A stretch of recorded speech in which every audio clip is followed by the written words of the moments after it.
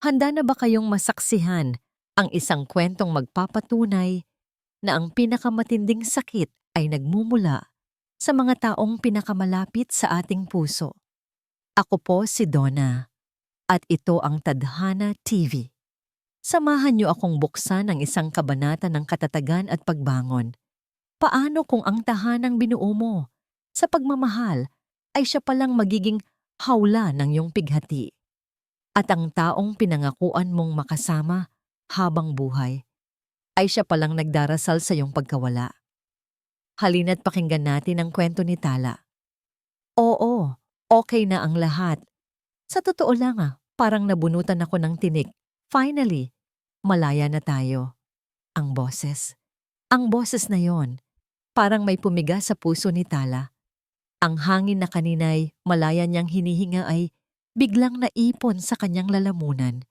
Nanigas siya sa kinatatayuan. Ang mga daliri kurot-kurot ang malamig na bakal ng gate ng sarili nilang bahay. Hindi. Hindi yon ang boses ng kanyang asawa. Hindi yon ang boses ni Ramiro, ang lalaking hinahanap-hanap niya sa bawat tunog ng putok, sa bawat gabing malamig sa kampo, sa bawat sulat na hindi niya naipadala. Pero yun ang boses niya, tumatagos sa katahimikan ng gabi, masaya at magaan. Relax ka lang, okay? Ako na ang bahala sa lahat dito. Pagpapatuloy ng boses sa kabilang linya. Ang importante, wala na ang problema. Wala na si Tala.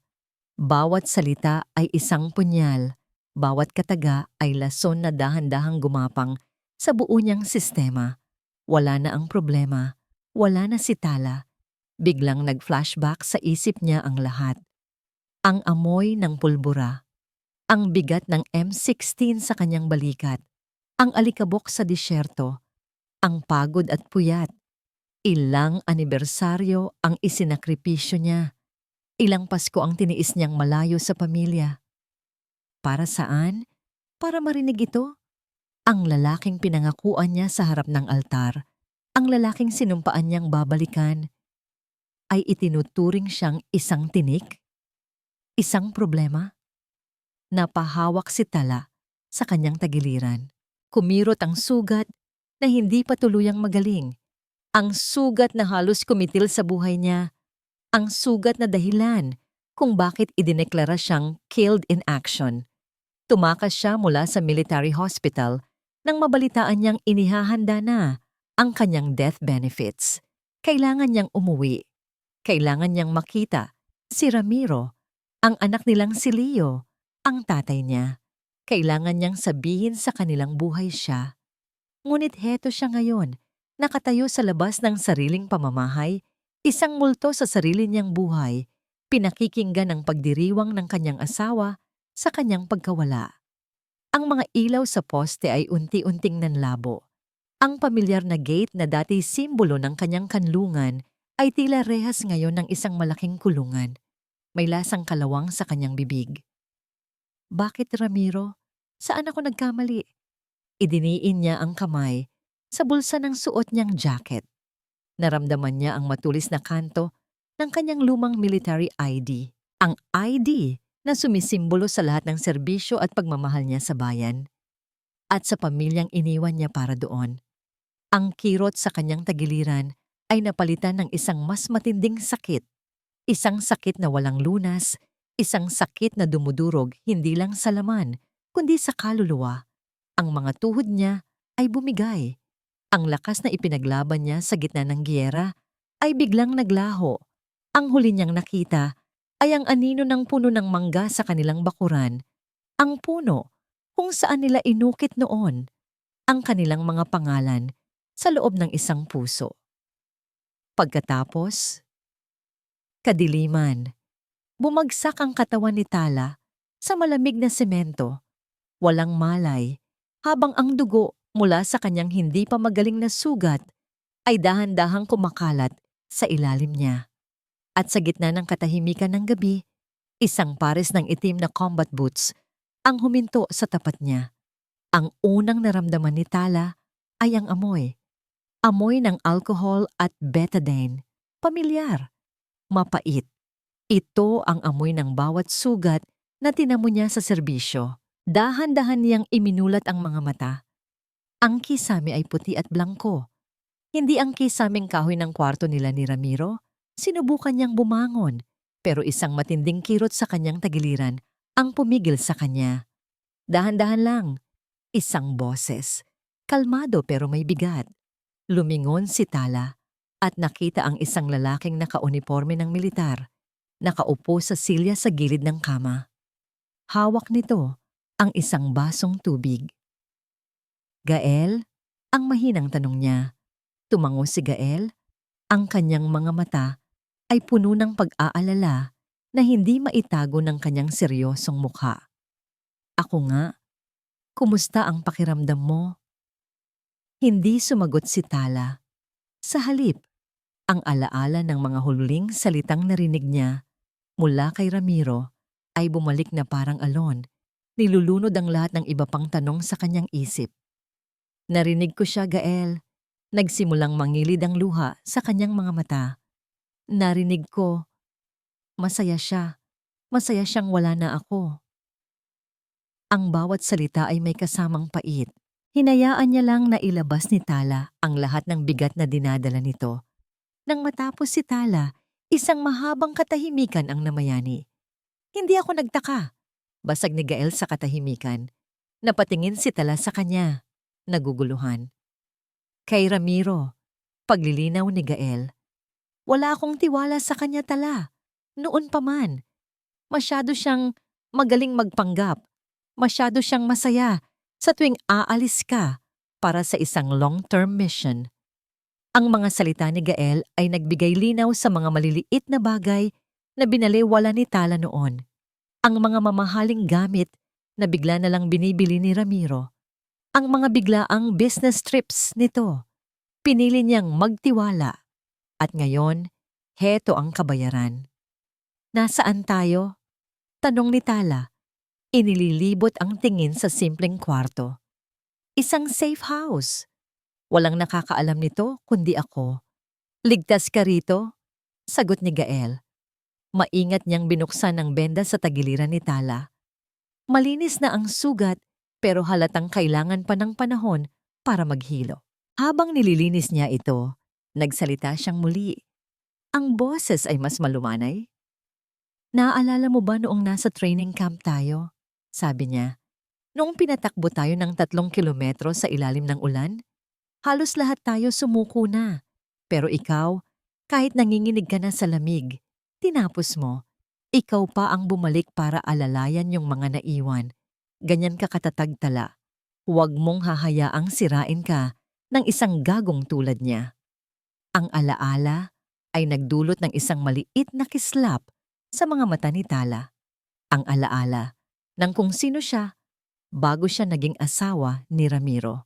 Isang sundalo, isang mandirigma. Anong gagawin ko, Gael? Hindi ako pwedeng basta-basta na lang pumasok doon. Para sa kanila, patay na ako. Sabi ni Tala. Ang determinasyon ay nagsisimulang bumalik sa kanyang boses. Exactly, sabi ni Gael. Ang kanyang mga mata ay nag-aalab na parang sa isang estratehista. Para sa kanila, isa kang multo. At gagamitin natin yan. Hindi ka pwedeng magpakita bilang si Tala Reyes. Kailangan mong pumasok sa lungga ng kalaban nang hindi ka nila namamalayan. Isang ideya ang nabuo sa isip ni Tala. Isang mapanganib na ideya. Isang nakakabaliw na ideya. Dahan-dahan, siyang tumayo. Tiniis ang sakit at lumakad papunta sa isang salamin sa pader. Nakita niya ang kanyang refleksyon. Payat, maputla, may mga pasa, at ang buhok ay magulo. Ito ang mukha ng isang babaeng talunan, isang babaeng nasaktan. Ngunit sa likod ng lahat ng iyon, nakita niya ang kislap sa kanyang mga mata. Ang kislap ng sundalong muling nagising. Huminga siya ng malalim. Ang babae sa salamin ay kailangan ng mamatay. Tama ka, sabi niya. Ang boses ay matigas at puno ng kapangyarihan. Tumingin siya sa refleksyon at nagsalita na parang isang sumpa. Patay na si Tala Reyes. Panahon na para isilang ang bago. Ang unang lagutok ng gunting ay parang isang putok ng baril sa katahimikan. Sunod-sunod, mabilis, walang pag-aalinlangan. Ang mahabang buhok ni Tala na dati inaalagaan ni Ramiro at tinuturing na koronan ng kanyang kagandahan ay isa-isang bumagsak sa sahig. Bawat hibla ay isang alaala na kailangan niyang kalimutan. Isang parte ng pagkatao niya na kailangan niyang ibaon. Sa loob ng isang linggo, ang safe house ni Gael ay naging kanilang training camp. Gamit ang kanyang mga koneksyon, nakakuha si Gael ng mga pekeng papeles na kumpleto sa lahat ng detalye. Ipinanganak si Mara de la Cruz, 29 na taong gulang, mula sa probinsya ng Sorsogon, isang certified caregiver na may malinis na record. Kailangan mong baguhin ang lahat, Tala, sabi ni Gael habang inaabot sa kanya ang isang bote ng skin darkening lotion. Hindi lang ang muka, ang tindig, ang pananalita, ang paglalakad. At ginawa nga niya.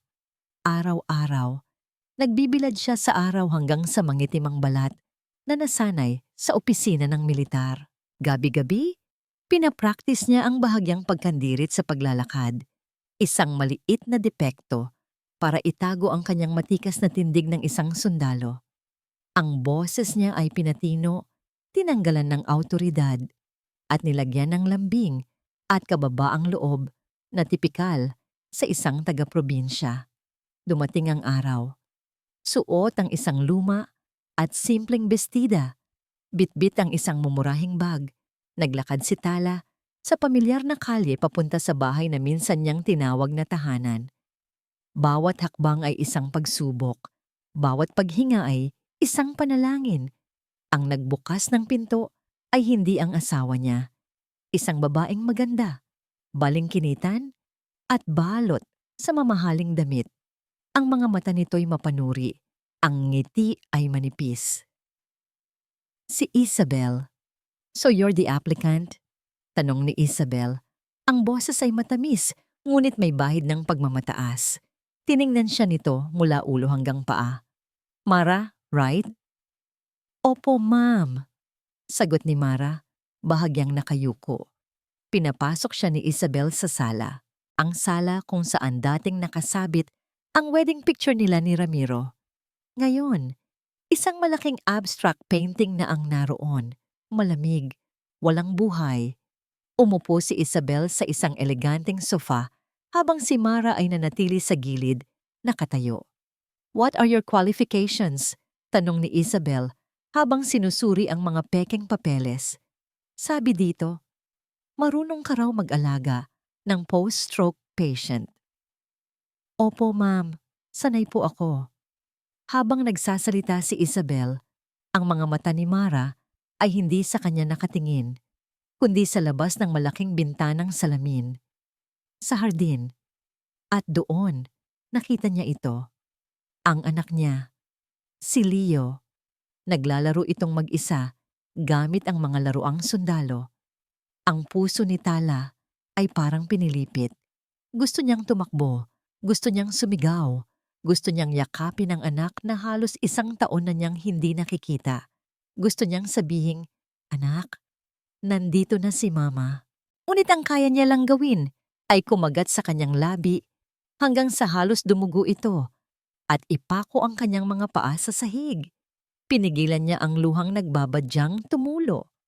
And of course, ang sahod ay minimum lang, plus meals. Narinig niyang sabi ni Isabel, wala kang social life, dito ka titira. Ang focus mo lang ay ang pasyente. Maliwanag? Napalunok si Mara. Pilit ibinalik ang sarili sa kasalukuyan. Opo, ma'am. Maliwanag po. Tinitigan siya ni Isabel ng matagal na para bang may hinahanap sa kanyang mukha. Bawat segundo ay isang karayom na tumutusok sa kaba ni Tala. Mahahalata ba niya? May makikita ba siyang kahit isang bakas ni Tala Reyes sa mukha ng babaeng ito? Pagkatapos ng tila isang kawalang hanggan, tumayo si Isabel. Okay, you're hired. Pwede ka nang magsimula ngayon. Your things? Nasa labas po, ma'am. Isang bag lang po, sagot ni Mara. Ang boses ay nanginginig sa pinaghalong takot at tagumpay. Good. Manang Faye will show you your room. Ang kwarto ng pasyente ay nasa itaas, katabi ng sayo, sabi ni Isabel. Kumuha ito ng isang susi mula sa isang lalagyan. Heto, make sure you know your place here, Mara. Do your job. Nothing more, nothing less. Iniabot ni Isabel ang malamig na susi. Nang magtama ang kanilang mga kamay, isang kuryente ng galit ang gumapang sa braso ni Tala, ngunit itinago niya ito sa isang blankong ekspresyon. Salamat po, ma'am. Umakyat ka na. Nandoon na ang matanda. Utos ni Isabel, bago tumalikod at naglakad papuntang kusina.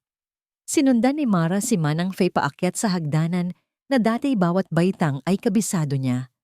Bawat palamuti sa dingding ay isang multo ng nakaraan. Huminto sila sa tapat ng isang pinto. Ang dating guest room. Ibinigay sa kanya ni Manang Faye ang isang tingin na malamig at walang ekspresyon bago ito tumalikod at bumaba. Huminga ng malalim si Mara. Ipinasok niya ang susi sa seradura. Pinihit niya ito. Tumunog ang pinto at dahan-dahan niyang itinulak. Pumasok siya sa loob, sa teritoryo ng kaaway, sa simula ng kanyang paghihiganti. At sa likuran niya, ang pinto ay dahan-dahang nagsara kasabay ng isang malakas at pinal na lagutok. Ang amoy sa loob ng kwarto ay pinaghalong amoy ng gamot, kulob at kalungkutan. Sa ibabaw ng hospital bed sa gitna ng silid, nakahiga ang isang lalaking payat na payat. Ang dati masayahin at malakas niyang ama, si Tatay Lando, ay anino na lang ng kanyang dating sarili. Blanko ang mga mata, may bahagyang laway sa gilid ng bibig, at may NGT tube na nakakabit sa kanyang ilong.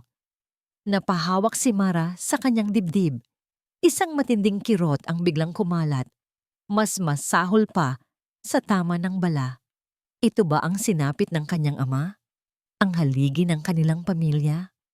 Lumapit siya, dahan-dahan, na parang natatakot na baka mabali ang katawang nasa harap niya sa isang maling galaw. Hinawakan niya ang kamay ng ama. Malamig, walang reaksyon. Sa bedside table, nakita niya ang isang bote ng gamot. Kinuha niya ito at binasa. Clonazepam, isang malakas na pampakalma. At ang nakasulat sa reseta, 2 tableta, 3 beses sa isang araw. Nanlaki ang mga mata ni Mara. Ang dosis na ito ay sapat na para patulugin ang isang kabayo. Ito ang dahilan kung bakit parang halaman na lang ang kanyang ama. Nilalason nila siya, dahan-dahan. Isang malamig na galit ang gumapang sa kanyang ugat. Ngunit isinara niya ang bote, ibinalik ito ng dahan-dahan sa mesa at huminga ng malalim. Kailangan niyang maging si Mara, ang mahinahong caregiver. Hindi si Tala, ang sundalong handang pumatay. Sinimulan niya ang kanyang trabaho. Pinalitan niya ang lampin ng ama, nilinis ang katawan nito, at sinuklay ang manipis na nitong buhok. Habang ginagawa niya ito, marahan siyang humuhuni. Ang oyayi na madalas kantahin sa kanya ni Tatay Lando noong bata pa siya. Matulog na, bunso. Ang inamoy wala pa. Sa kalagitnaan ng pagkanta, may napansin si Mara. Isang butil ng luha, ang dahan-dahang gumulong mula sa mata ng kanyang ama, pababa sa kanyang sentido. Hindi ito gumagalaw, hindi ito nagsasalita. Pero umiiyak ito. May naririnig siya, nakakaramdam siya. Biglang bumukas ang pinto. Si Isabel. How is he? Tanong nito. Ang mga mata ay hindi nakatingin sa pasyente, kundi sa bawat galaw ni Mara. Okay naman po, ma'am. Stabilize po siya. Sagot ni Mara, hindi lumilingon. Good. Make sure you follow his medication schedule. Huwag na huwag mong kakalimutan yan.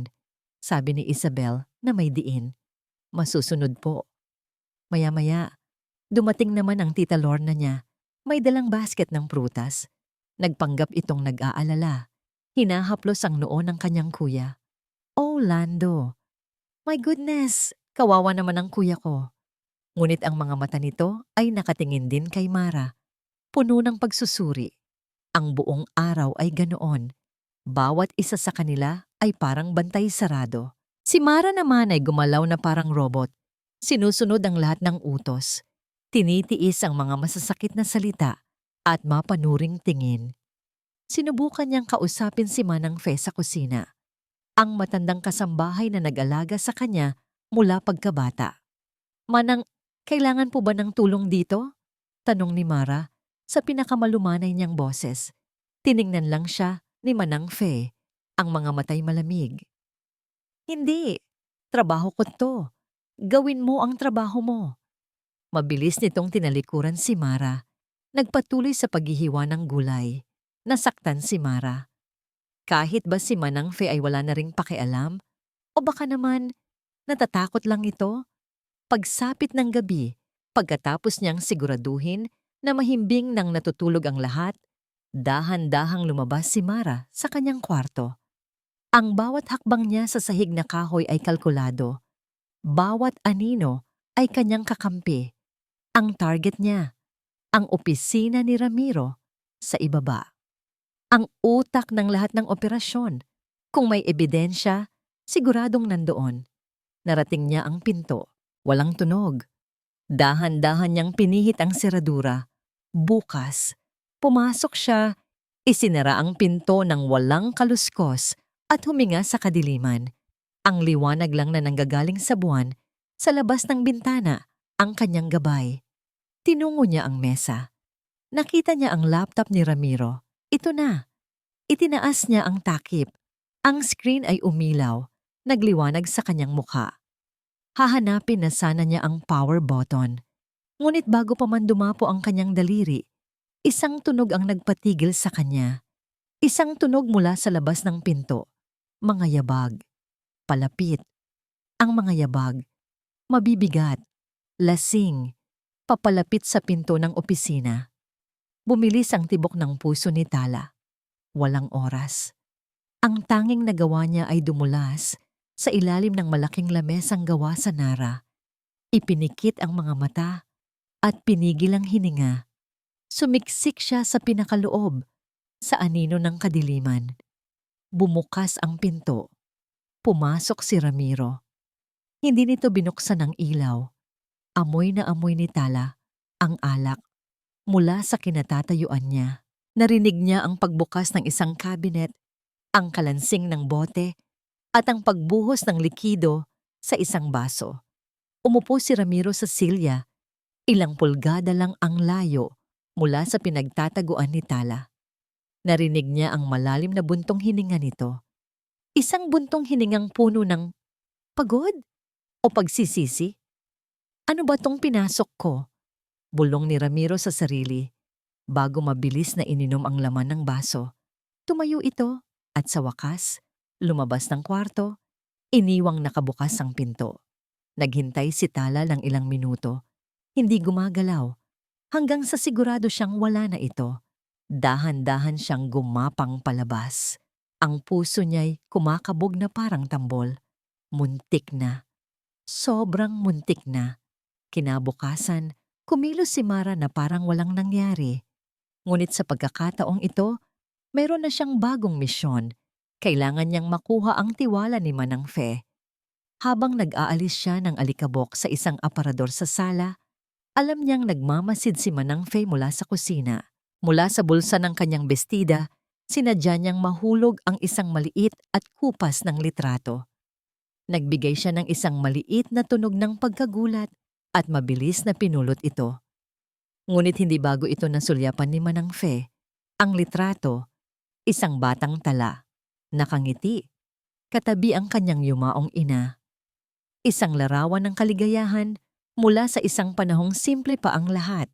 Nagpatuloy si Manang Fe sa kanyang ginagawa, ngunit nakita ni Tala ang bahagyang pagbabago sa kanyang mga mata. Isang kislap, isang alaala.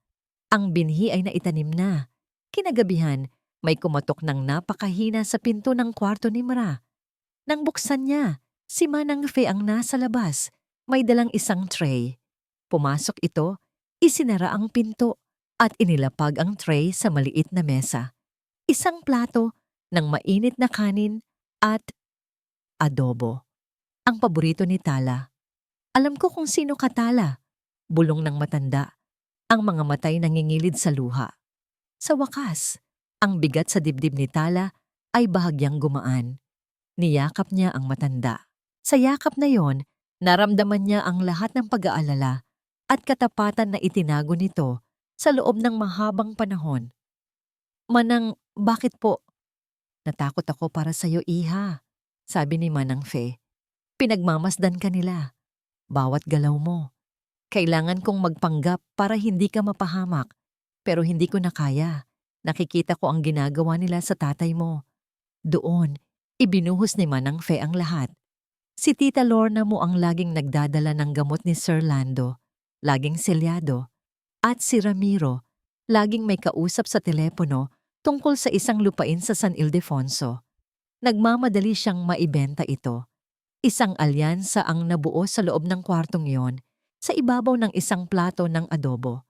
Isang alyansa na siyang magiging simula ng pagbagsak ng mga naghahari-harian sa bahay na yon. Kumain ka, sabi ni Manang Fe. Itinutulak ang plato, palapit kay Tala. Kailangan mong magpalakas. Pagkaalis ni Manang Fe, mag-isang kumain si Tala. Bawat subo ay parang gamot na nagbibigay lakas, hindi lang sa katawan, kundi sa kanyang espiritu. May kakampi na siya. Hindi na siya nag-iisa. Habang nasa kalagitnaan siya ng pagkain, nag-vibrate ang isang maliit na burner phone na itinago niya sa ilalim ng kama. Regalo ni Gael. Kinuha niya ito at sinagot. Tala. Boses ni Gael sa kabilang linya. Mabilis at apurado. May nakuha ako. I checked Ramiro's financials through a source. May mga malalaking transfer ng pera. At hulaan mo kung kaninong pangalan ang laging lumalabas sa mga transaksyon. Hindi sumagot si Tala. Alam na niya ang sagot. Ang Tita Lorna mo. Pagpapatuloy ni Gael. Kasabwat siya, Tala. Malalim ang pagkakasangkot niya. Ibinaba ni Tala ang telepono. Tumingin siya sa labas ng bintana sa madilim na gabi. Ang lupain sa San Ildefonso, ang gamot ni tatay, ang pera, lahat ay konektado. At sa gitna ng lahat ng ito ay ang kanyang tiyahin, ang kapatid ng kanyang ina, ang sarili niyang kadugo. Ang unang sinag ng pag-asa ay may kasama palang anino ng mas malalim na kataksilan. May mga matang laging nakamasid. At sa bahay na yon, ang mga matang iyon ay pag-aari ni Isabel. Napapansin niya ang lahat. Ang paraan ng pagtiklop ni Mara sa mga kumot. Ang perpektong linis ng kwarto ni Tatay Lando. Ang walang reklamong pagsunod sa bawat utos. Si Mara ay masyadong perpekto. At para kay Isabel, ang lahat ng perpekto ay kahina-hinala. Isang hapon, habang nagkakape si Isabel sa sala, bigla itong tumayo na parang may naalala. Oh my God! My bracelet! Sigaw nito, ang boses ay puno ng pagkataranta. Yung gold bracelet ko na may diamonds, it's gone. Mabilis niyang hinalughog ang kanyang bag, ang ibabaw ng mesa at ang mga unan sa sofa. Si Ramiro, na nagbabasa ng dyaryo, ay napatayo rin. Baka naman kung saan mo lang nailagay, Belle, sabi ni Ramiro. No, dito ko lang yun hinubad kanina bago ako maligo. Giit ni Isabel, at dahan-dahan, ang mga mata niya ay lumingon kay Mara, na kasalukuyang nagpupunas ng alikabok sa isang florera sa gilid. Mara, ikaw lang naman ang nandito sa sala buong umaga, di ba? Ang tanong ay hindi isang akusasyon, ngunit ang lason ay naroon. Nakatago sa matamis na tono, huminto si Mara sa kanyang ginagawa. Tumingin siya kay Isabel. Ang kanyang mukha ay nagpapakita ng tamang-tamang pagkagulat at pag-aalala. Opo, ma'am. Pero wala po akong nakitang bracelet. Hanapin niyo. Hanapin nating lahat. Utos ni Isabel, ang boses ay nanginginig na. Nagsimula ang isang pekeng paghahanap. Alam ni Tala na isa itong patibong, isang laro. At kailangan niya itong laruin ng tama. Habang nagkukunwaring naghahanap sa ilalim ng mga muebles, ang isip niya ay gumagana na parang sa isang sundalo. Iniskan niya ang buong kwarto. Ano ang nagbago? Ano ang hindi tama? Naalala niya kaninang umaga. Habang nagpupunas siya, napansin niya ang isang maliit na bahid ng lupa sa gilid ng paso ng malaking ornamental plant sa sulok. Binaliwala niya ito noon, ngunit ngayon, dahan-dahan siyang lumapit sa halaman. "Ma'am, baka po, baka po nahulog dito?" sabi niya sa inosenteng tono. Tinaasan siya ng kilay ni Isabel. Imposible. How would it get there? Hindi sumagot si Mara. Dahan-dahan niyang ipinasok ang kamay sa pagitan ng mga dahon at malumanay na kinapa ang lupa sa loob ng paso. At doon, naramdaman niya ito. Ang malamig at matigas na metal. Maingat niya itong kinuha. Ang gintong pulseras, kumikinang sa ilalim ng ilaw. "Naku ma'am, heto po pala," sabi niya. Ang boses ay puno ng ginhawa. "Salamat sa Diyos at nakita." Natigilan si Isabel. Ang mukha niya ay nag-flash ng saglit na pagkagulat. Bago ito napalitan ng isang pilit na ngiti, kinuha niya ang pulseras mula sa kamay ni Mara. "Oh, thank God. Siguro nga nahulog lang. Good job, Mara." Ngunit alam ni Tala, ang nakita niya sa mga mata ni Isabel, hindi yun pasasalamat. Iyon ay inis. Inis dahil hindi gumana ang kanyang plano. Pagkatapos ng insidenteng iyon, mas naging maingat si Tala. Ngunit ang tensyon ay nag-iwan sa kanya ng isang matinding pangungulila. Isang hapon, habang natutulog ang lahat para sa siesta, nakita niya si Leo na naglalaro ulit sa hardin. Hindi niya napigilan ang sarili. Lumabas siya, nagkunwaring magdidilig ng halaman. "Sinong hinahanap mo?" tanong niya sa mahinang boses habang nakatalikod. "Yung mga kalaban po," sagot ng bata, na nagtatago sa likod ng isang puno. "Naglalaro po kami ng taguan." "Gusto mo ng kalaro?" Lumingon si Leo, ang mga matay nagningning. "Sige po, taya po kayo." At sa loob ng ilang minuto, si Tala ay hindi si Mara. Siya ay isang ina. Nagbilang siya hanggang 10 at hinanap ang kanyang anak sa likod ng mga halaman. Tumawa sila. Naghabulan sila. Isang nakaw na sandali ng purong kaligayahan. Sa gitna ng pagtakbo, nadapa si Leo. Hindi naman malakas, pero sapat para umiyak ito. Mabilis na lumapit si Tala at niyakap ito. Tahan na anak." Bulong niya habang hinahaplos ang likod nito. Niyakap din siya ni Leo. "Okay lang po ako, Mama." Ang salitang iyon. Natigilan si Tala. Ang buong mundo niya ay huminto. Tumingin si Leo sa kanya, naguguluhan din, bago mabilis na bumawi. "Ay, Ate Mara po pala." Bago pa man makasagot si Tala, isang anino ang tumabon sa kanila. Si Isabel, nakatayo sa may pinto. Ang mga braso ay nakahalukip-kip. Ang mukha ay madilim. "Anong ginagawa mo?"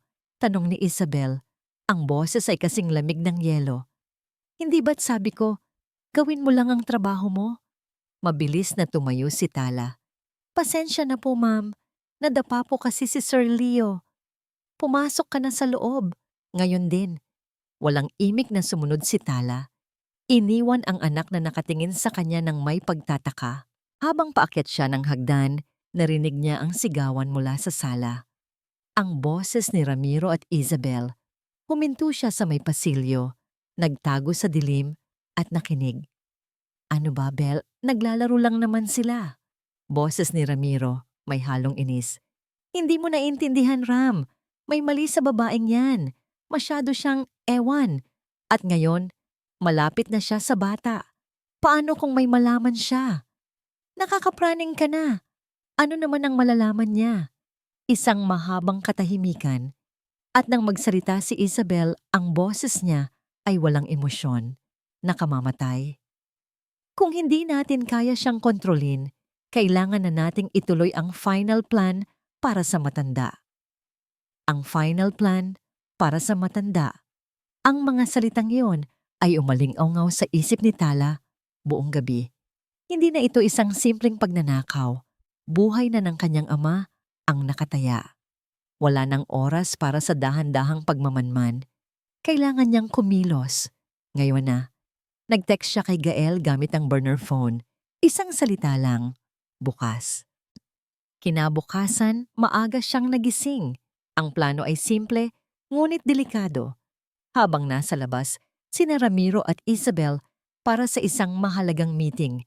At habang si Tita Lorna ay abala sa pakikipagtsismisan sa kapitbahay, si Manang Faye ay gagawa ng eksena. 10:00 ng umaga. Sakto sa oras. Isang malakas na sigaw ang narinig mula sa kusina. Sunog! Sunog! Nagkagulo ang lahat. Lumabas si Tita Lorna mula sa bahay ng kapitbahay. Ang mukha ay puno ng pagkataranta. Ang 2 iba pang kasambahay ay naglabas ng fire extinguisher. Nagpanik. Ito na ang pagkakataon ni Tala. Habang ang atensyon ng lahat ay nasa kusina, kung saan aksidenteng nasunog ni Manang Fe ang sinaing, si Tala ay mabilis na pumasok sa opisina ni Ramiro. Ang mga kamay niya ay hindi nanginginig. Ang kanyang isip ay kalmado. Ito ang kanyang battlefield. Isinaksak niya ang isang maliit na USB-like device, isang high-speed data cloner na bigay ni Gael, sa likod ng desktop computer. Isang maliit na ilaw ang umilaw. Berde. Nag-uumpisa na itong kopyahin ang lahat. Bawat file, bawat dokumento, bawat bakas ng kanilang kasalanan. 1 minuto, 2 minuto. Ang bawat segundo ay parang 1 oras. Mula sa bintana, nakikita niya ang pagdating ng gwardiya ng subdivision. Kailangan na niyang umalis. 3 minuto. Nag-flash ang ilaw. Tapos na. Mabilis niyang binunot ang device, isinilid sa kanyang bulsa, at lumabas ng opisina na parang walang nangyari. Naabutan niya si Tita Lorna sa pasilyo. Anong nangyayari, Mara? Tanong nito. Hinihingal. Sunog daw po sa kusina, ma'am. Tiningnan ko lang po kung okay si Sir Lando. Sagot ni Mara. Ang boses ay puno ng pekeng pag-aalala. Kinagabihan, nang ang lahat ay payapa na, ikinulong ni Tala ang sarili sa kanyang kwarto. Ikinonekta niya ang data cloner sa burner phone. At doon, sa maliit na screen, bumaha ang katotohanan. Ang mga email, daan-daang email sa pagitan ni Ramiro, Isabel at Tita Lorna. Ang pagpaplano, ang pagtatago ng pera, ang pagpeke ng mga dokumento. Nakita niya ang isang scanned na dokumento, huling habilin at testamento. Nakapirma ang kanyang ama, ngunit alam niyang peke ang pirma. Napetsahan ito 2 araw pagkatapos siyang ideklarang missing in action. Nilipat nito ang lahat ng ari-arian sa pangalan ni Ramiro. Sunod, mga bank statement. Milyon-milyong piso ang inilipat mula sa account ng kanyang ama papunta sa isang offshore account sa pangalan ni Isabel. At ang pinakamasakit sa lahat, isang kontrata, deed of absolute sale, ang lupain sa San Ildefonso. Ang lupain kung saan nakatayo ang luma nilang bahay bakasyunan, ang paboritong lugar ng kanyang ina. Ibinenta na ito. Ang presyo, kalahati lang ng tunay na halaga. At sa ilalim ng kontrata, nakita niya ang pangalan ng bumili. Isang malaking korporasyon na kilala sa pagtatayo ng mga high-end na resort. Hinanap niya ang petsa ng final signing at turnover ng bayad. Ang puso niya ay tuluyang nadurog. Oktubre 28, ang ika-70 kaarawan ng kanyang ama. Ang araw kung kailan magdaraos ng isang malaking handaan si Ramiro para ipagdiwang ang buhay ng matanda. Iyon pala, iyon din ang araw na tuluyan na nilang uubusin ang lahat ng pinaghirapan nito. Isang luha ng galit ang tumulo mula sa kanyang mata at pumatak sa screen ng telepono. Sa gitna ng lahat ng files, isang folder ang nakaagaw ng kanyang pansin. Ang pangalan nito, Tala. Binuksan niya ito. Naglalaman ito ng daan-daang litrato. Ang mga litrato nila ni Ramiro. Noong bago pa lang silang magkasintahan, noong kasal nila, noong inadopt nila si Leo. Mga litrato ng masasayang araw, mga litrato ng pagmamahalang akala niya ay totoo. Walang pag-aalinlangan, pinindot niya ang select all. At pagkatapos, pinindot niya ang delete. Ang kaalaman ay kapangyarihan. At ngayon, hawak ni Tala ang lahat ng kapangyarihan. Hindi na siya ang biktimang nagtatago. Isa na siyang mangangasong naghihintay ng tamang panahon para umatake. Ngunit bago ang pisikal na pag-atake, uunahin niya ang isipan. Sisirain niya ang pundasyon ng kanilang alyansa, ang kanilang tiwala sa isa't isa. Ang unang target, si Isabel.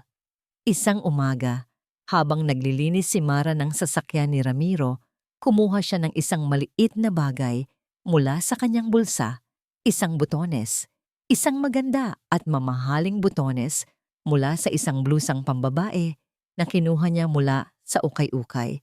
Maingat niya itong inilagay sa sahig ng passenger seat, bahagyang nakatago sa ilalim ng carpet. Kinahapunan, tulad ng inaasahan, nagkaroon ng gulo. "Ano to, Ramiro?"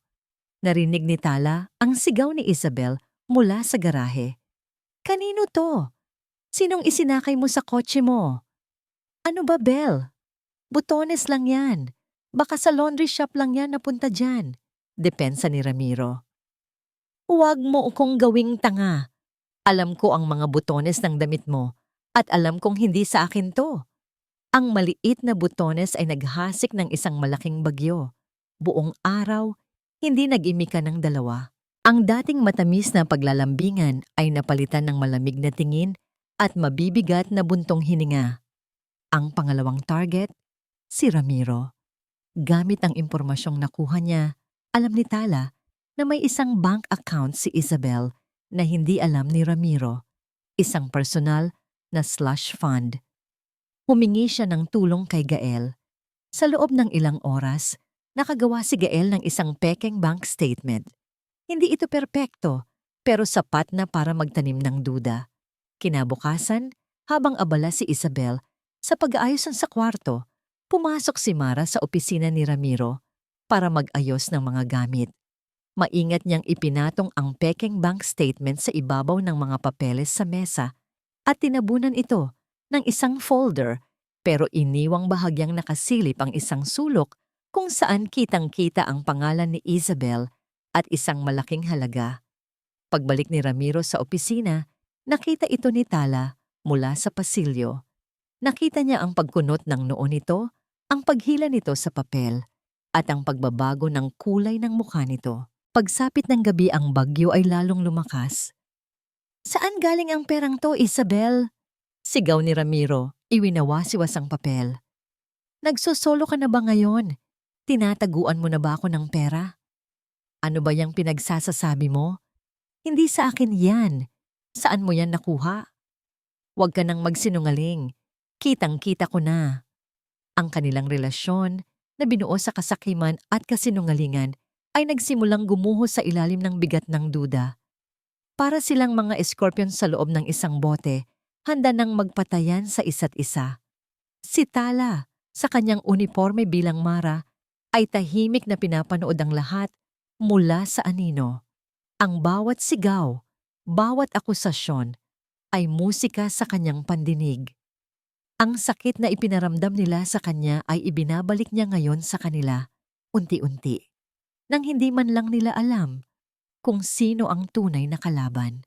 Isang gabi, sa gitna ng kanilang mainitang pagtatalo, isang bagay ang nangyari na hindi inaasahan ni Tala. Sa sobrang galit ni Ramiro, napasigaw ito kay Isabel, "Tumigil ka na! Para kang si Tala, kung makapaghinala." Natigilan ng lahat. Maging si Isabel ay napatahimik. Si Ramiro, biglang namutla, na para bang sinampal ng sarili niyang mga salita. Parang isang multo ang biglang nagpakita sa pagitan nilang dalawa. Ang pangalan ng babaeng akala nila ay matagal nang wala. Sa katahimikan na yon, biglang tumunog ang doorbell. Nagkatinginan sila, nagtataka kung sino ang darating ng ganoong kagabi. Binuksan ni Manang Fe ang pinto. Ang nasa labas ay si Tita Lorna, Ang mukha nito ay putlang-putla, ang mga matay ng lalaki sa takot. Ramiro, Isabel, sabi nito, ang boses ay nanginginig. May problema tayo, malaking problema. Pumasok ito, nanginginig ang buong katawan. May nakakita raw. May nakakita raw sa isang babaeng kamukhang kamukha ni Tala, malapit sa kampo militar. Ang balita ni Tita Lorna ay parang isang bombang sumabog sa gitna ng sala. Imposible. Ang unang reaksyon ni Ramiro, pero ang pamumutla ng kanyang mukha ay sumisigaw ng kabaligtaran. Patay na siya. Nakita natin ang report. Kalokohan, sabat ni Isabel, pero ang boses niya ay nawalan ng dating kumpiyansa. Sinubukan niyang bawiin ito. Maraming kamukha sa mundo, Lorna. Huwag kang magpadala sa tsimis. Pero sa labas ng kampo, sa mismong lugar kung saan siya huling nag-report, giit ni Tita Lorna, ang takot ay kitang-kita sa kanyang mga mata. Si Mara, na nagkukunwaring nag-aayos ng mga baso sa bar cart, ay tahimik na nakikinig. Isang maliit na ngiti, ang muntik ng sumilay sa kanyang mga labi. Magaling. Mabilis kumalat ang balitang ipinakalat ni Gael. Ang multo ni Tala Reyes ay opisyal nang nagpaparamdam. Kinabukasan, ang hangin sa loob ng bahay ay mas mabigat pa kaysa dati. Si Ramiro ay balisa. Bawat tunog ng telepono ay nagpapatalon sa kanya. Bawat anino sa pasilyo ay tinititigan niya. At ang mga titig na yon ay nagsimulang mapunta kay Mara. Habang nagpapakain siya kay Tatay Lando, naramdaman ni Mara ang mga mata ni Ramiro sa kanyang likuran. Nakatayo ito sa may pinto, hindi nagsasalita. Pinagmamasdan lang siya. Pinagmamasdan ang kanyang galaw, ang hubog ng kanyang likod, ang paraan ng paghawak niya sa kutsara. Naghahanap ng kahit anong pamilyar. Kinilabutan si Tala, pero pinanatili niya ang kalmadong anyo ni Mara. Bahagya siyang lumingon, nagpakita ng tamang-tamang pagtataka. May kailangan po kayo, sir? Umiling lang si Ramiro at mabilis na umalis. Ngunit ang pagmamasid ay hindi natapos doon. Nakikita niya ito sa sala, sa hardin, sa kusina. Laging nasa gilid ng kanyang paningin, isang aninong puno ng takot at pagdududa. Ang paranoia ni Ramiro ay naging katatawanan naman para kay Isabel. Ano ba, Ramiro? Pati ba naman yung yaya pinaghihinalaan mo? Baka sa susunod pati aso ng kapitbahay pag-isipan mong multo ni Tala. Ngunit ang takot ni Ramiro ay mas malakas kaysa sa pang-iinis ni Isabel. Isang hapon, hindi na niya natiis. Pumasok siya sa opisina, isinara ang pinto, at tinawagan si Tita Lorna. Hindi niya alam, sa kabilang kwarto, sa silid ni Tatay Lando, ang pinto ay bahagyang nakaawang. Si Mara, habang nag-aayos ng kumot, ay hawak ang burner phone, naka-activate ang recording app. Kailangan na nating bilisan ang lahat, Lorna. Narinig niyang bulong ni Ramiro sa telepono. Ang pagbenta ng lupa, ang paglipat sa matanda, lahat. Bago pa magkaroon ng problema. Bago pa. Hindi ko alam. Basta bilisan na natin. Isang ngiti ng tagumpay ang sumilay sa labi ni Tala. Nakuha na niya. Isang malinaw na ebidensya ng kanilang masamang balak. Itinago niya ang telepono at ibinaling ang atensyon sa kanyang ama. Hinahaplos niya ang manipis nitong buhok. Ang matanda ay nakatingin lang sa kanya. Ngunit ngayon, ang mga mata nito ay may kakaibang kislap, parang may pagkilala. Dahan-dahan, itinaas nito ang nanginginig na kamay at hinawakan ang braso ni Mara. Ang mga labi nito ay gumalaw, sinusubukang bumuo ng isang salita. Isang tunog lang ang lumabas, mahina at garalgal. Anak. Ang puso ni Tala ay tumigil sa pagtibok. Narinig niya ng malinaw. Kilala siya ng kanyang ama. Sa kabila ng gamot, sa kabila ng lahat, kilala pa rin siya nito. Isang luha ang pumatak mula sa mata ni Tala. Ngunit mabilis niya itong pinunasan. Hindi pa ito ang panahon para maging emosyonal. Ngunit ang saglit na kahinaang iyon ay may nakakita. Paglabas niya ng kwarto, hinarang siya ni Isabel sa pasilyo. Ang mga mata nito ay matatalim na parang kutsilyo. "Bakit ka umiiyak?" tanong ni Isabel. Ang boses ay malamig. Wala po ma'am. Naaawa lang po ako sa kalagayan ni Sir Lando." Palusot ni Mara. Ngunit hindi na naniwala si Isabel sa mga palusot. Lumapit ito, hinawakan ng mahigpit ang braso ni Mara at idiniin siya sa pader. Ang matamis ng ngiti ay tuluyan ng naglaho, pinalitan ng isang maskara ng purong paghihinala. "Masyado ka ng maraming alam. Masyado kang misteryosa." Bulong ni Isabel. Ang mukha ay ilang pulgada na lang ang layo sa kanya. "Hindi ako naniniwala sa'yo. Hindi ako naniniwala sa mga kwento mo." Tinitigan siya nito ng diretso sa mata na para bang sinusubukang basahin ang kanyang kaluluwa. "Sino ka ba talaga?" Ang sampal ay hindi dumapo. Sa huling sandali, isang kamay ang pumigil sa braso ni Isabel. Si Ramiro. "Tama na, Bel. Ano ba?" Sigaw niya. Itinutulak palayo si Isabel mula kay Mara. "Yaya lang yan. Nababaliw ka na ba? Hindi mo ba nakikita, Ram? May mali sa kanya." Giit ni Isabel. Ang mukha ay namumula sa galit. Ngunit ang takot ni Ramiro sa multo ng nakaraan ay mas malakas. Ayaw na niyang mag-isip. Ayaw na niyang magduda. Gusto na lang niyang matapos ang lahat. "Lubayan mo na siya," sabi ni Ramiro kay Isabel sa mahinang boses, bago tumingin kay Mara. "Bumalik ka na sa trabaho mo." Walang imik na tumango si Mara at mabilis na pumasok sa kwarto ni Tatay Lando. Isinara ang pinto. Ngunit hindi niya inilak. Nakikinig siya. Narinig niya ang mahinang pagtatalo nila sa labas. "Pagkatapos ng party, aalisin na natin siya," sabi ni Isabel. "Hindi na siya pwedeng magtagal dito. Delikado." Oo na. Aalisin na natin siya," sagot ni Ramiro. Ang boses ay pagod na.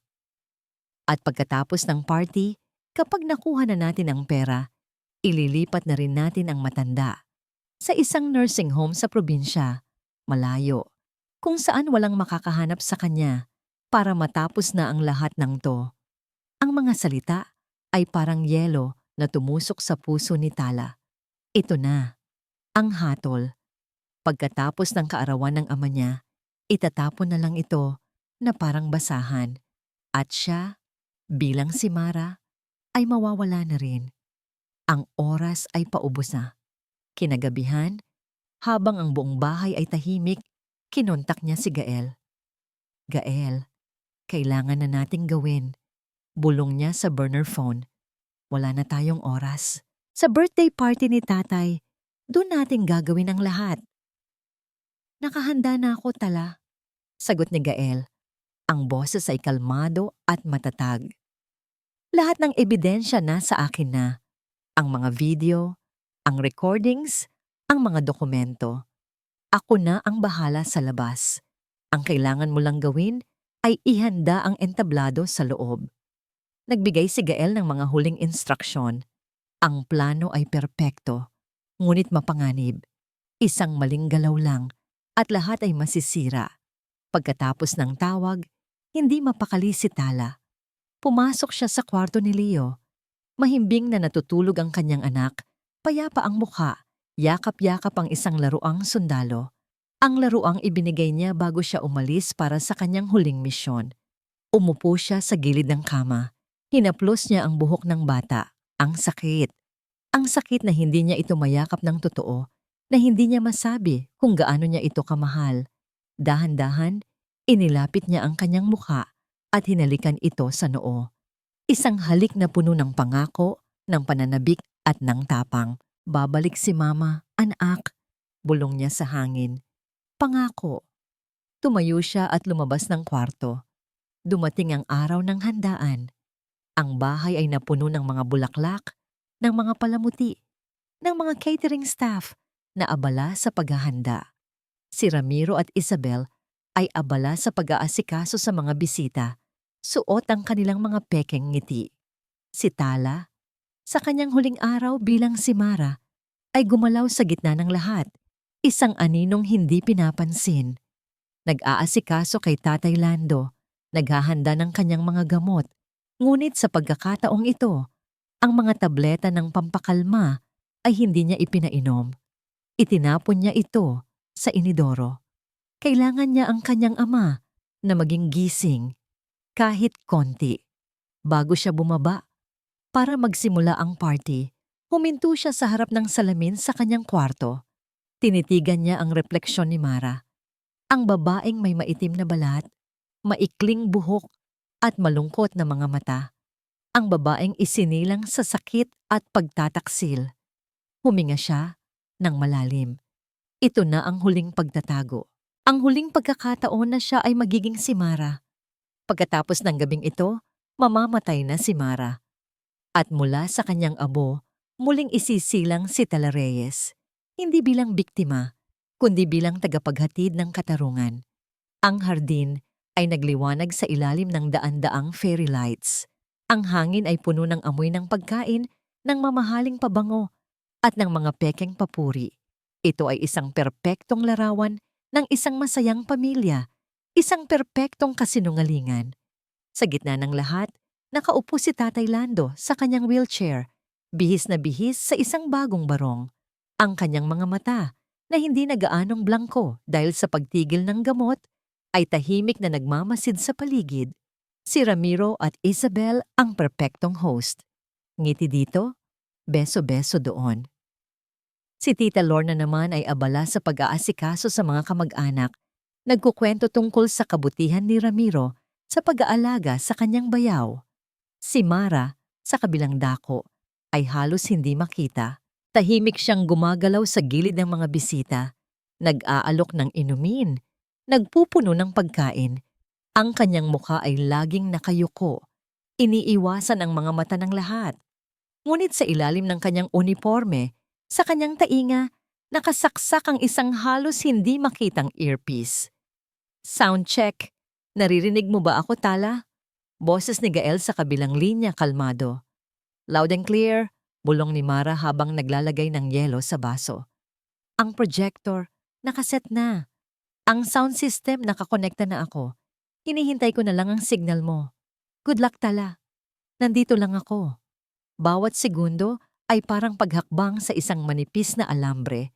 Isang pagkakamali lang at babagsak ang lahat. Pinakain niya si Tatay Lando. Habang sinusubuan niya ito, marahan niyang ibinulong, Tatay, maging matapang po kayo. Malapit na po itong matapos.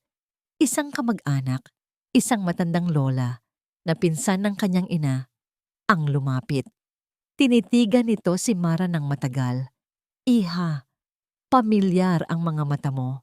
Sabi ng matanda, bahagyang nakakunot ang noo. Para kang, ay ewan. Namamalikmata lang siguro ko. Ako. Ngumiti lang si Mara at magalang na umalis. Ngunit sa loob-loob niya, ang puso niya ay kumabog ng mabilis. Malapit na. Masyado nang mapanganib. Dumating ang oras para sa mga talumpati. Ang climax ng gabing ito, ayon sa plano ni Ramiro, ipinosisyon niya ang wheelchair ni Tatay Lando sa tabi ng isang maliit na entablado, sa harap ng isang malaking puting screen na nagpapakita ng slideshow ng mga lumang litrato ng matanda. Kinuha ni Ramiro ang mikropono. Magandang gabi po sa inyong lahat. Panimula niya, ang boses ay puno ng pekeng emosyon.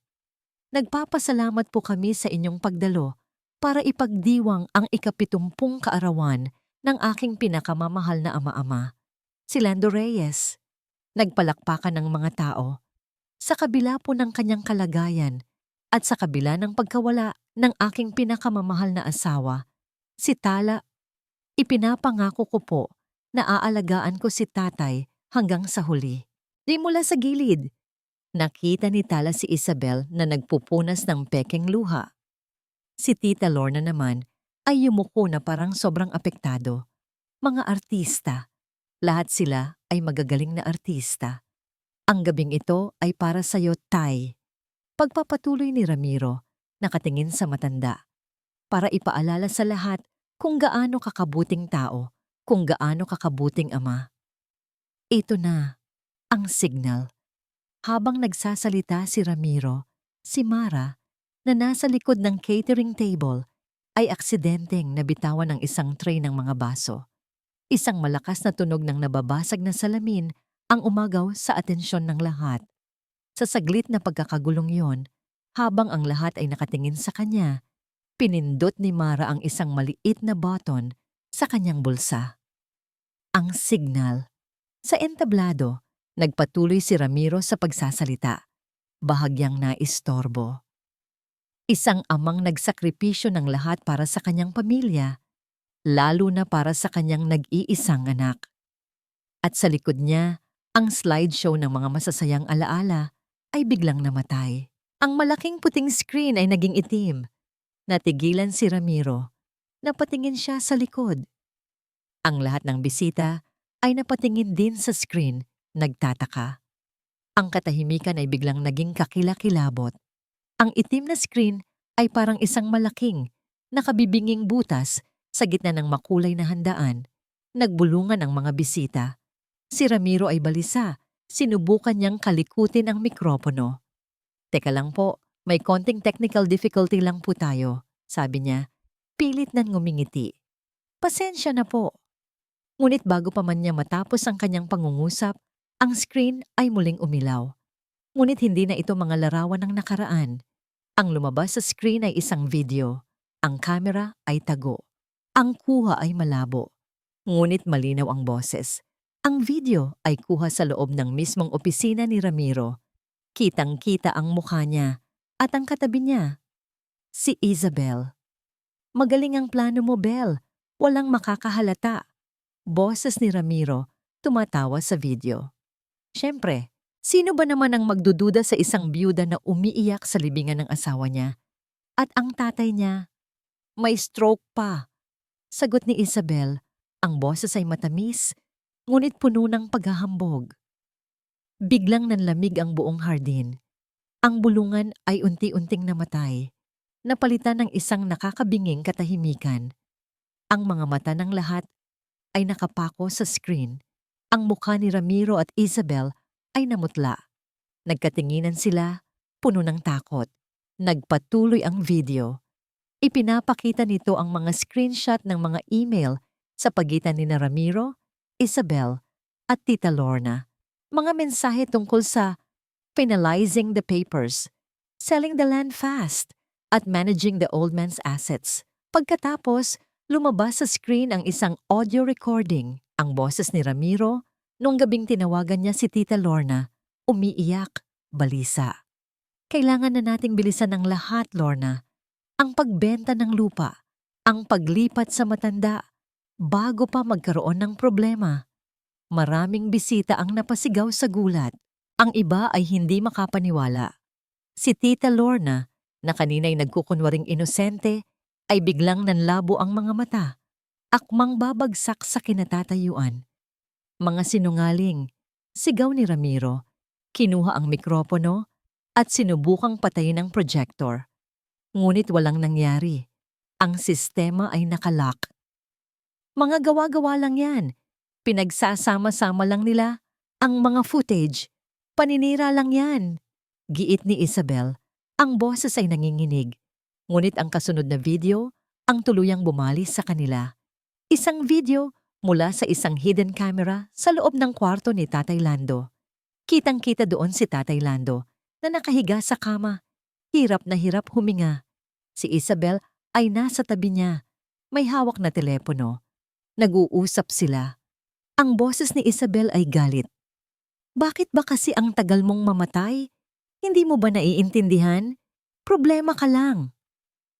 At sa isang iglap, inilagay ni Isabel ang isang unan sa mukha ng matanda. Sinusubukang pigilan ang paghinga nito, ngunit sa paglaban ni Tatay Lando, naitulak niya si Isabel. At sa pagtulak na yon, bumagsak ang matanda. Tumama ang ulo sa bedside table. At doon, bumagsak din ang NGT tube. Kitang-kita ang takot sa mukha ni Isabel bago siya mabilis na umalis. Ang video ay nagtapos doon. Ang katahimikan sa hardin ay mas masahol pa sa pinakamalakas na sigaw. Ang mga bisita ay nakatulala. Ang iba ay napahawak sa bibig. Ang iba ay umiiyak. Biglang may pumasok mula sa kusina. Si Manang Fe. Kasama niya si Tatay Lando na nasa wheelchair. Ngayon, ang mga mata ng matanda ay hindi na blanko. Puno ito ng lungkot at takot. Dahan-dahan, itinaas ni Tatay Lando ang nanginginig na kamay. Itinuro niya si Ramiro at Isabel. Sila ang salarin. Ang mahinang boses niya, garalgal ngunit malinaw. Halos himatayin si Isabel. Si Ramiro ay parang napako sa kinatatayuan. Ang lahat ng kasinungalingan ay tuluyan ng nabunyag. Kasinungalingan! Sigaw ni Ramiro, tumuturo kay Manang Fe. Kasabwatan niya ng yaya, gawa-gawa niyo lang lahat yan. At sa sandaling iyon, mula sa mga speaker na nakakabit sa paligid ng hardin, isang boses ang umalingaw-ngaw. Isang boses na hindi na mahina. Isang boses na puno ng lakas at awtoridad. Hindi lahat, Ramiro. Hindi lahat. Ang boses. Ang boses na yon ay pamilyar. Hindi ito ang boses ni Mara, ang caregiver. Hindi rin ito ang boses ni Tala Reyes, ang babaeng nakita nila sa mga lumang litrato. Ito ay isang boses na puno ng kapangyarihan at awtoridad. Isang boses na matagal nang nawala. Lumingon ang lahat. Ang mga mata ni Ramiro at Isabel ay nanlalaki sa takot at pagkabigla. Mula sa likod ng malaking fountain sa hardin, dahan-dahang lumabas ang isang babae. Hindi na siya nakasuot ng luma at kupas na uniforme ng caregiver. Isang simpleng puting damit ang suot niya, na akmang-akma sa kanyang bagong tindig. Ang kanyang buhok ay maiksi pa rin, ngunit ngayon ay may kislap ng liwanag. Ang kanyang balat ay hindi na sadyang pinaitim, kundi natural na kulay tan na nagpapakita ng kanyang katatagan. Ang mga mata niya, ang mga mata na yon ay ang mismong mga mata ni Tala. Puno ng galit, sakit, ngunit higit sa lahat, ng katatagan. Naglakad siya patungo sa entablado, bawat hakbang ay matatag, puno ng tapang. Para sa mga bisita, para silang nakakita ng multo. Tala? Isang mahinang bulong ang narinig mula sa isang kamag-anak. Ngunit ang tawag na Tala ay parang apoy na sumunog sa galit ni Ramiro at Isabel. Ang pagkabigla ay napalitan ng puot. Imposible! Hindi ikaw yan! Patay ka na! Sigaw ni Isabel. Ang boses ay parang nasasakal. Tumayo si Tala sa entablado. Kinuha ang mikropono. Tiningnan niya si Isabel ng diretso sa mata. Hindi pa ako patay, Isabel. Sabi ni Tala. Ang boses ay matatag at malinaw. Pero ang mga kasinungalingan ninyo, sila ang mamamatay ngayong gabi. Bumaling siya kay Ramiro. Ang lalaking minahal niya. Ang lalaking pinagkatiwalaan niya. Ramiro, ang tawag mo sa akin ay tinik. Isang problema. Pero ang totoo, ikaw ang tinik. Ang cancer sa buhay ng pamilyang ito. Inisa-isa ni Tala ang bawat kasalanan nila. Ang di umano'y pagkawala niya. Ang pagpeke ng di umano'y huling habilin. Ang pagnanakaw sa ari-arian ng pamilya. At ang pinakamalaking kasalanan, ang pagpapahirap sa kanyang ama at ang pagtatangka ni Isabel na patayin ito. Sa gitna ng kanyang paglalahad, may umalingaw-ngaw na sirena mula sa labas ng hardin. Bumukas ang gate. Pumasok ang mga unipormadong pulis na pinangungunahan ni Gael na ngayon ay nasa sibilyan na damit. Ramiro Reyes, Isabel Lim, Lorna Santos, sabi ni Gael. Ang boses ay malakas at malinaw. Inaresto namin kayo sa kasong estafa, falsification of public documents, at attempted murder. You have the right to remain silent. Halos mawalan ng ulirat si Tita Lorna. Agad siyang pinusasan ng mga pulis. Hindi! Nagkamali kayo. Wala akong ginawa. Sigaw ni Isabel, sinubukang tumakas. Ngunit agad siyang nahabol at pinusasan din. Si Ramiro naman ay parang estatwa. Ang mukha niya ay puno ng pagkabigla, pagkapahiya, at isang halo ng puot at pagsisisi. Naglakad si Tala, pababa ng entablado, patungo sa kanyang ama. Lumuhod siya sa harap ng wheelchair. Tatay, bulong niya. Niyakap siya ni Tatay Lando nang mahigpit. Ang kanyang nanginginig na mga kamay ay humawak sa kanyang likod. Nagsimula itong umiyak. Ang mga luha ay umaagos. Hindi ito makapagsalita, ngunit ang mga luha ay nagsasabi ng lahat. Sa sandaling iyon, isang maliit na tinig ang umalingaw-ngaw sa gitna ng kaguluhan. Mama, nagbalik ka! Si Leo. Tumakbo ito papunta kay Tala. Niyakap siya ng mahigpit at umiyak sa kanyang balikat. Niyakap din ni Tala ang anak. Ang mga luha ay tuluyan ng umagos mula sa kanyang mga mata. Mga luha ng sakit, ngunit higit sa lahat, mga luha ng kaligayahan. Sa wakas, natapos na ang lahat. Habang hinihila ng mga pulis si Ramiro palayo, nanatili ang mga mata nito kay Tala. Ang dati arogante at mayabang na mukha ay ngayon ay puno ng matinding galit. Ngunit may bahid din ng isang bagay na halos hindi mahagilap, isang piraso ng nakaraan, isang tingin sa babaeng minsan niyang minahal at sinira. Sana pinatay na lang talaga kita, bulong ni Ramiro, ang kanyang huling salita, bago siya tuluyang mawala sa paningin. Ngunit hindi na sumagot si Tala. Ang kanyang mga mata ay nakapako na sa kanyang anak, sa kanyang ama, at sa mga taong nagmamahal sa kanya. Ang dilim ay naglaho na. Ang liwanag ay nagsimula ng sumikat. Ilang buwan ang lumipas mula nang sumikat ang katotohanan sa hardin. Ang bahay na minsan ay naging pugad ng kasinungalingan at kataksilan ay muling napuno ng tunay na pagmamahalan at kapayapaan. Si Ramiro, Isabel at Tita Lorna ay nahaharap sa mahabang proseso ng paglilitis. Ang kanilang mga pangalan ay naitanim na sa putik ng kahihiyan, hiya.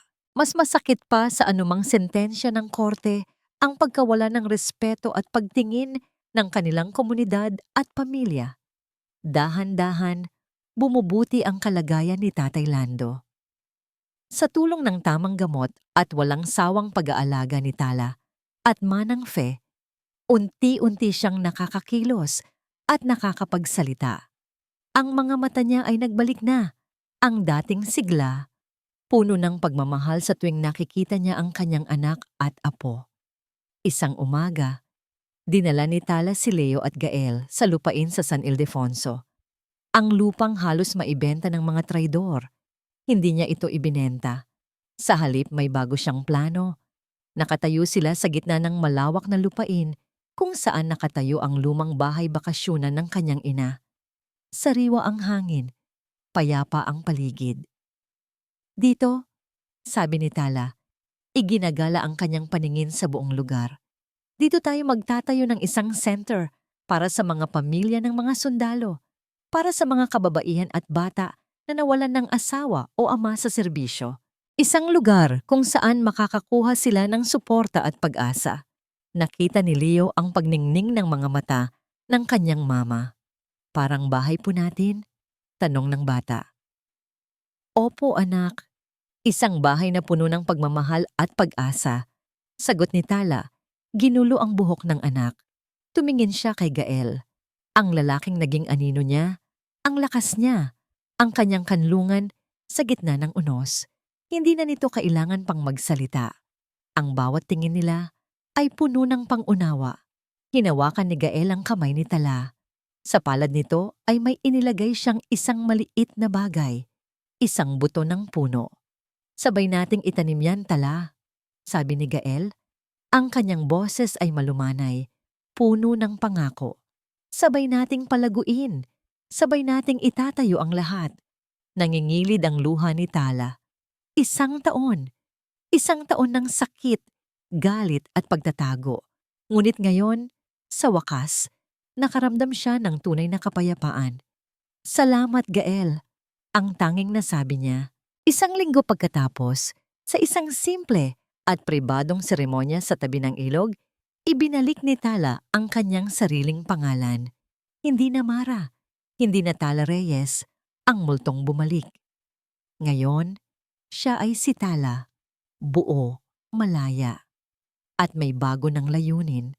Kasama niya si Tatay Lando, si Manang Fe, si Gael, at si Leo.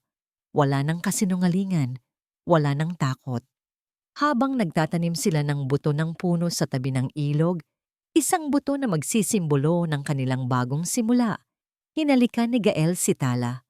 Isang halik na hindi lang puno ng pagmamahal, kundi ng paggalang at pag-unawa. Nakita ni Leo ang nangiti sa mukha ng kanyang mama. Isang tunay na ngiti.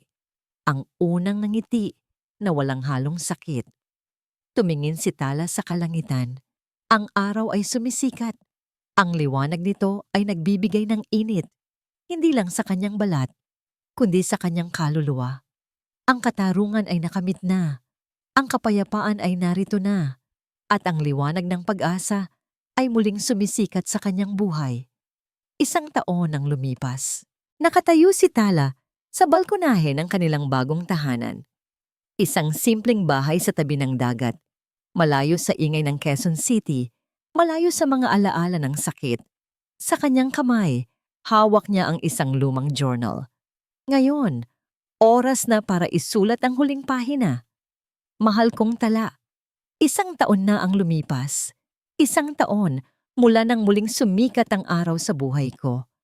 At sa bawat araw na lumilipas, mas naiintindihan ko ang ibig sabihin ng salitang paghilom. Ang sugat sa aking tagiliran ay naging peklat na lang ngayon. Ngunit ang sugat sa puso ko, hindi ito tuluyang nawawala. Naroon pa rin. Ngunit hindi na ito masakit. Naging paalala na lang ito sa akin kung gaano ako katatag, kung gaano ako ka-iron.